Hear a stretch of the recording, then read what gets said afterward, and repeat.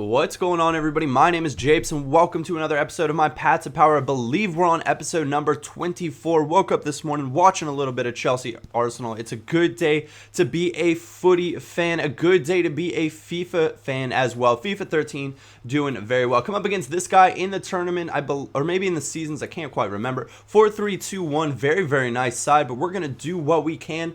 And I've kind of found with this 3-4-2-1 formation, the best form of defense in some ways for me is to have an incredible offense and have an incredible attack, and that's generally what I've been going for. Wonderful little goal here from Lewandowski, beating his keeper to the near post off of the dummy. And the dummy is one of those moves that we've talked about before in Path to Power in terms of its effectiveness. Don't overuse it, but if you use it at the right times, just the right amount, it is something that is extremely effective. To do it, it's simply you press right bumper on Xbox, R1 on PS3, and you're going to let the ball roll right through your legs. It's great if the player is guessing that you're going to turn inside onto your right foot. He steals one back with big Diakite, I believe is how it's said.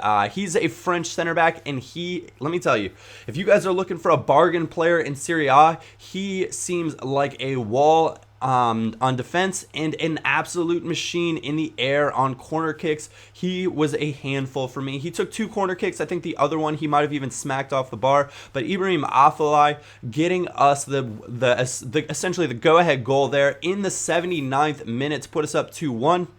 And off of a wonderful, wonderful little cross, which I don't tend to like to do that often, but what happens with the 3-4-2-1 is your outside midfielders in the 4, so your left mid and right mid, tend to overlap your left forward and right forward and get in behind their outside backs, and this allows for quite a few crossing opportunities. It is a pretty good crossing formation, which I probably should use more. That's a wonderful little triple tap, and for whatever reason, I don't tend to classify triple tap crosses as actual crosses, even though of course they are, but there's something about keeping the ball on the ground. I think it's this vendetta I have against EA, or not against EA, but the vendetta I have against FIFA's back post headers, and they've been so easy for years.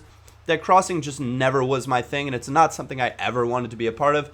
But in a sense, you still got to splash it into your game, and you got to keep your opponent honest and keep him true to form. We talked about it yesterday. Oh, and I apologize. I talked about uploading another episode yesterday, but my power went out. There was a truck that ran into the telephone pole outside my house. There was pop, pop, pop, pop, Snapple, pop, pop, pop, and there are sparks everywhere, and the power and cable internet went down, and that was a bit of a bummer. We got it back later in the day, but the telephone pole is still not looking so strong. I wonder, I could maybe throw a picture up on the screen here. I'll see if I can do that for you guys, or maybe not in this episode, but I'll throw it up in a later one or on Twitter, something of that nature. So stay tuned to Twitter for that if that's something that you do indeed want to see. But I said, get your trading boots on, get your coins ready, and Bastian Schweinsteiger found him by now, 25,000, happened to be searching through. Thank you very much. He'll be a welcome addition to our side. He's been selling for anywhere around 35,000 coins.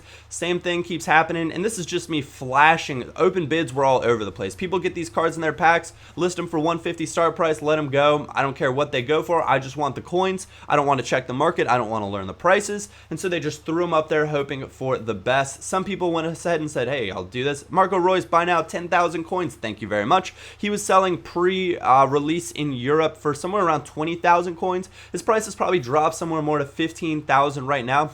Not to be worried, his price will undoubtedly go back up. 4-star skills, 90 pace, 84 dribbling, and 84 shooting. He will slot in nicely at that striker position for us as well, so he and Lewandowski can have a nice little partnership, a little bit of a rotation scheme. And this is me just showing you how I was going about searching through Bundesliga players, and I chose Bundesliga players largely because, hey, I've got the team. I'm pretty familiar with the player pricing, and it's a league that I'm really comfortable trading in. And I get asked all the time, Japes, which players are best to trade? The best players to trade are the ones that you are comfortable with, and that's the ones that maybe play for your home team. And now, obviously, you want to trade players that are maybe in the 80s and that are desirable players to begin with. But if you're comfortable knowing the player pricing and they're probably in your squad, that's really all that it's going to boil down to, and that's all that is going to matter. And now I'm just scrolling through, trying to see if I can find a Manuel Neuer here, see if there maybe is one for a cheap little buy now that I might be able to get my hands on, but indeed no luck.